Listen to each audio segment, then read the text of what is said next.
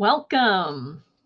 Welcome to Superheroes and Heels, the podcast where women in business are reminded to step into their power and create the lives and the careers that they truly want. I'm your host, Kimberley Borgens, and I fiercely empower women in believing that they are more capable and more valuable than they might believe for themselves. Today, on this episode, I wanted to clear something up. Something about strong women. Strong women, especially those of us who have built careers in male-dominated industries, have been trained, conditioned, and sometimes forced to prove that they are the leader. Not suggest it, not imply it, but to prove it. We've learned throughout the years that we had to speak louder, stand firmer, push harder, and never let the room forget who's in charge. Sound familiar? And somewhere along the way, a quiet myth formed about us. Think about that for just a moment.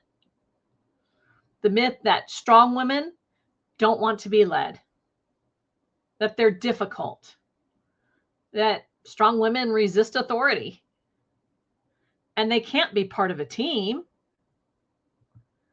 So today, I'm calling that myth exactly what it is. A lazy, outdated, and wrong myth about strong, powerful women. Because the strongest leaders that I know, especially women, aren't shouting, "I'm strong, hear me roar." They're grounded, they're aware, and they know exactly when to lead and when to let others lead them. We don't have to be the leaders all the time.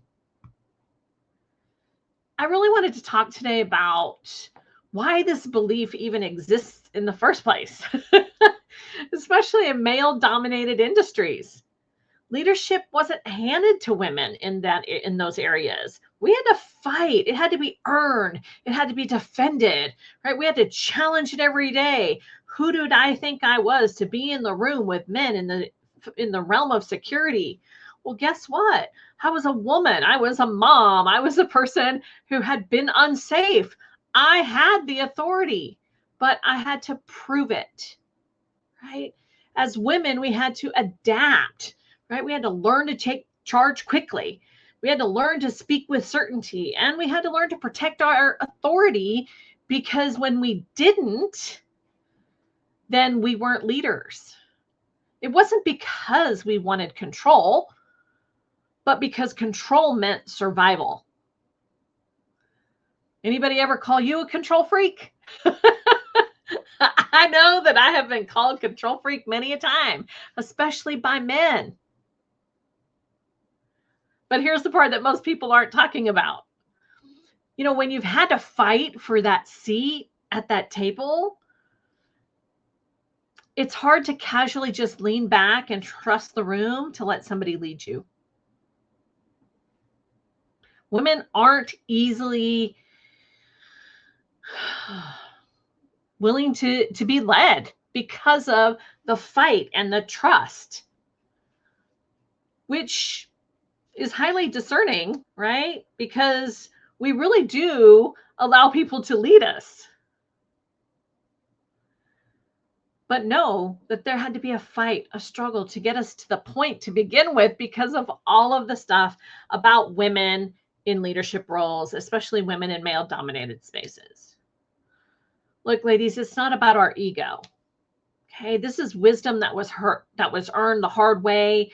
We've earned it through the school of hard knocks, the school of put downs, the school of who do you think you are. But a leadership truth that most people miss is that control is not a leadership. It's not a leadership trait. Patience is. And some of the weakest leaders I've seen have been the loudest ones in the room. And some of the strongest women that I know, they don't need to announce anything. They can lead decisively when the moment requires it. They can step back when someone else has greater expertise, and they can follow without losing authority.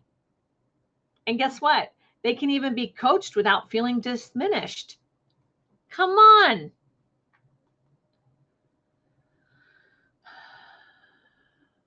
Think about that for a moment. All of those, that's what takes real strength, because insecure leadership, it clings. Secure leadership collaborates. Strong women don't struggle to be led. They struggle with being led poorly. And honestly, they should.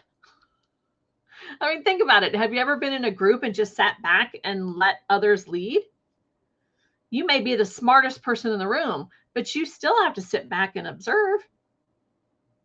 I remember one time I was in this leadership training, and there was this exercise with the room, and there was about 60 people, in the room.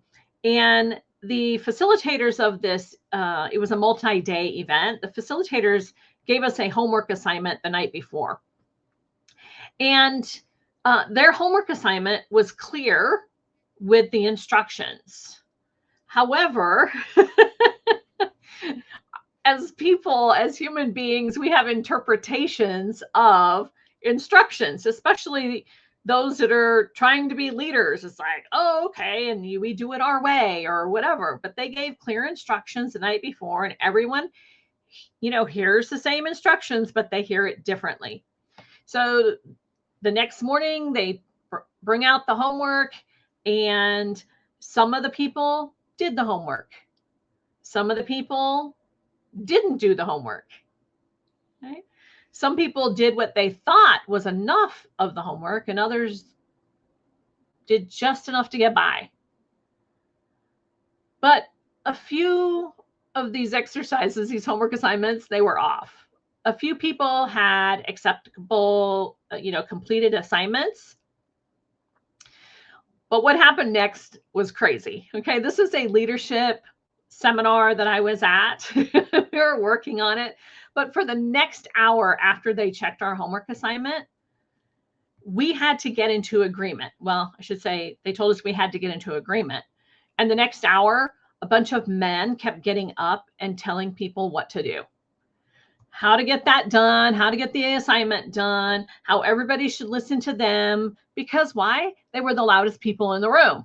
The room was in total chaos, right?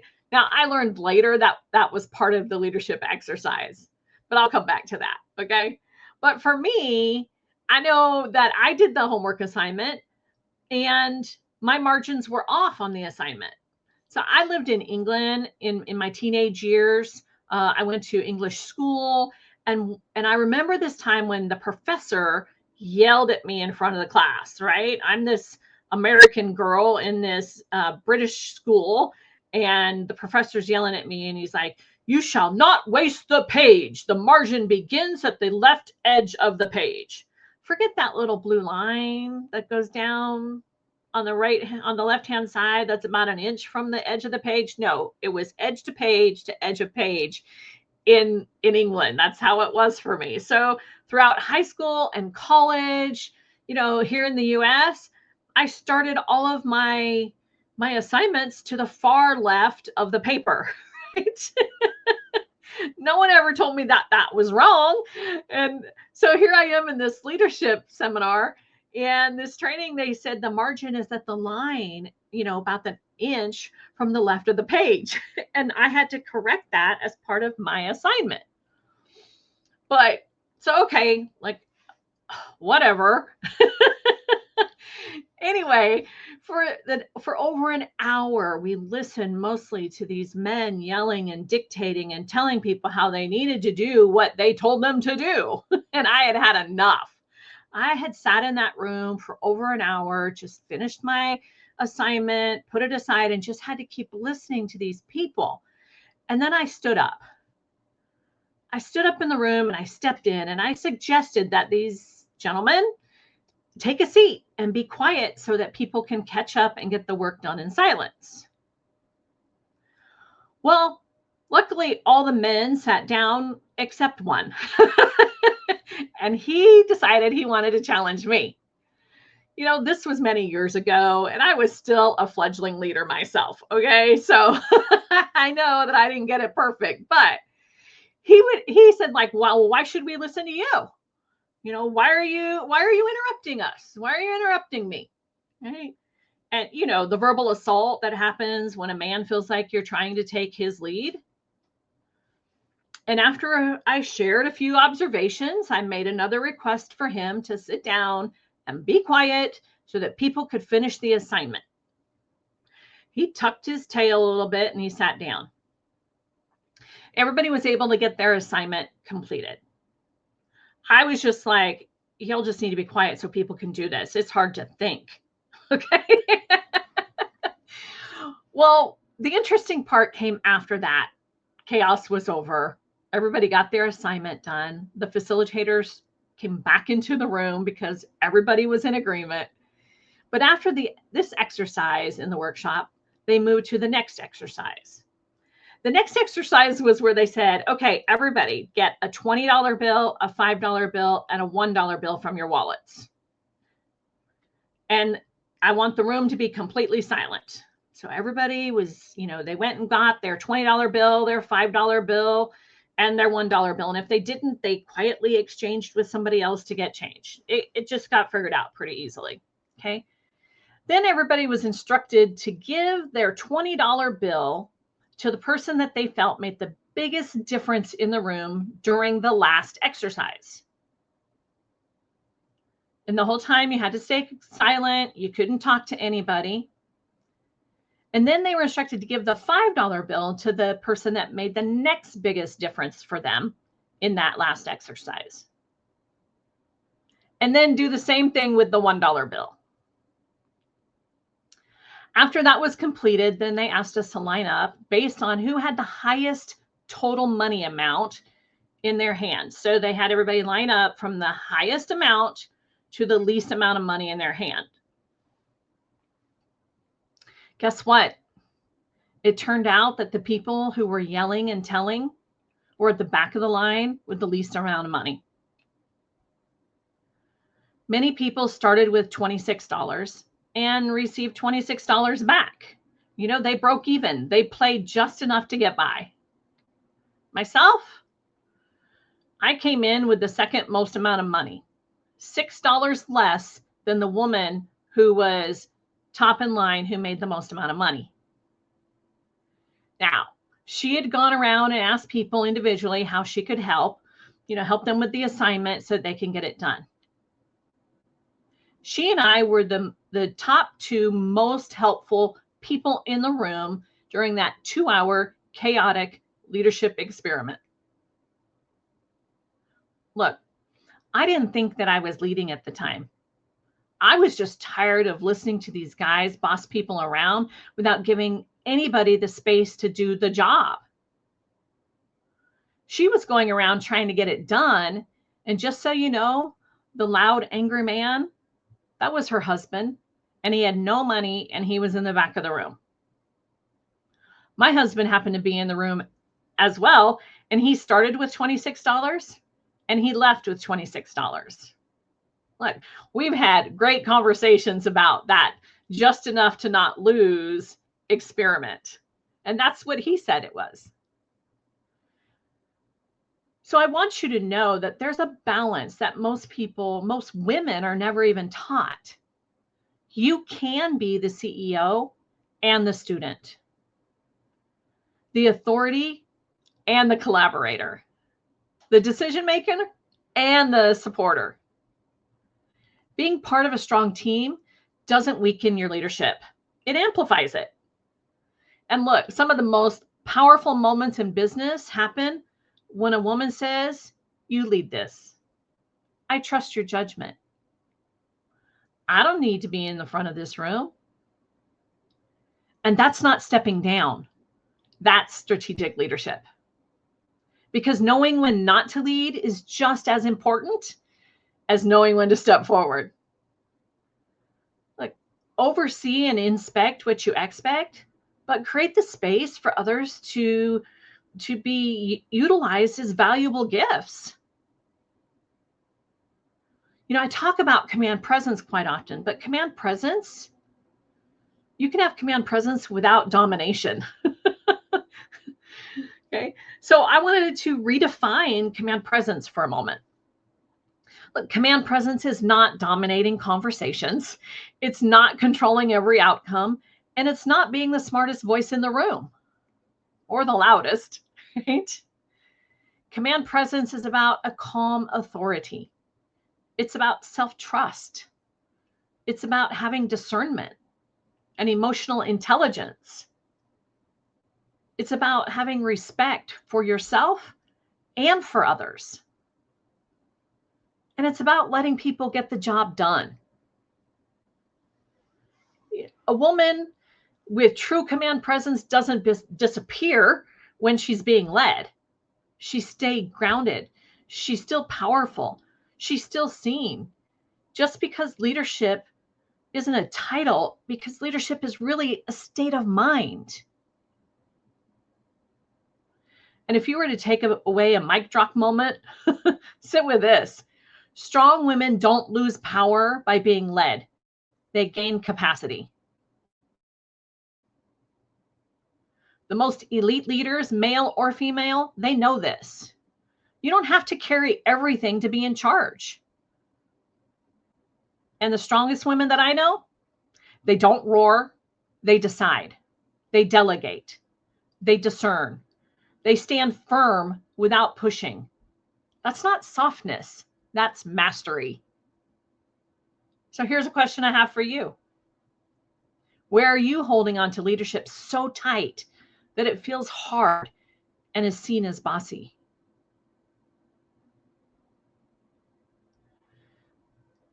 This is not because it serves you, it's because it once protected you. Think about, where could your next level of power come from? What if you allowed yourself to be part of a strong team without shrinking? I know women who get into rooms and they're so excited. They're in this room, a boardroom, a meeting with all these other people, and they want to be part of it. And other people are leading. And what they do is like, oh, and they shrink down and they're quiet because people weren't listening to their ideas, or they didn't have really anything to say on the topic. And I'm telling you, ladies, today, don't do that. Don't shrink down. Hold your head up high. Listen, watch, experience what other leaders do and how they're doing it. You don't have to have a comment in every conversation. Because superheroes in heels, we don't lead alone. We lead well. We lead wisely. Right? Don't make yourself unleadable. This is a huge thing that I want you to truly understand. I don't want you to shrink back anymore, ladies. I don't want you to think that in order to be a leader, you have to be bossy. What I want you to do is I want you to understand that there's a fine balance that we all have to possess as being great leaders, is knowing when to lead and knowing when to be led. I love watching other people step into their leadership role. And the only way that I can enjoy those moments is to let somebody else lead.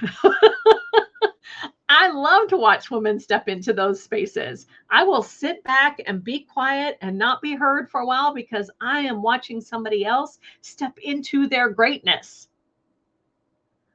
So what's the greatness you need to step into? Is it to step up in leadership and to have that command presence?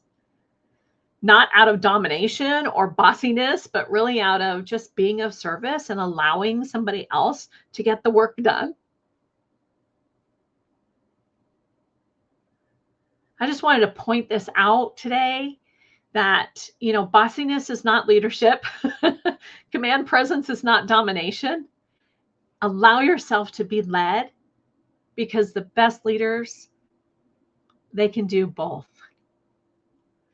Thank you so much for joining me today here on Superheroes in Heels. Look, if this was, something that you like, oh, that just hit me in the heart, share it with a friend.